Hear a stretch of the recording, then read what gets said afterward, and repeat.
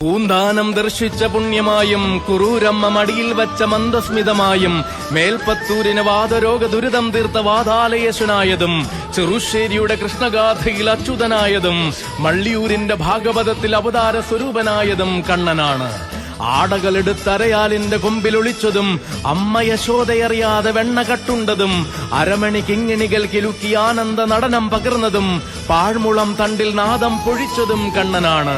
മന്ദാരമാല കെട്ടിയ മഞ്ജുളയ്ക്ക് മാനസ്വേശ്വരനായതും അനുരാഗരാധയ്ക്ക് പ്രേമസ്വരൂപനായതും രുക്മിണിയെ സ്വയം വരിച്ച സൽപതിയായതും ശ്രീരംഗരാജനായ ഗോവിന്ദനായതും ഭക്തകുചേലന്റെ ഇഷ്ടസതീർത്ഥ്യനായതും ഭക്തഹൃദന്തങ്ങളിലേക്ക് നിസ്വാർത്ഥ ഭക്തിയുടെ വേണുഗാനം പകരുന്നതും കണ്ണൻ തന്നെയാണ്.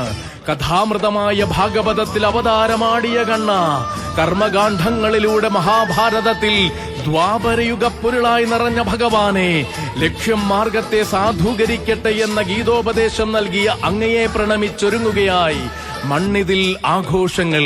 കണ്ണന്റെ മാറിലെ നിർമാല്യമാലയാകുവാൻ, കണ്ണന്റെ പാദത്തിലെ താമരപ്പൂവിതളാകുവാൻ, കണ്ണൻ ചൂടുന്ന മയിൽപീലിയാകുവാൻ കൊതിക്കാത്ത മാനസങ്ങളുണ്ടോ? കണ്ണനെ വരവേൽക്കാം നമുക്ക്.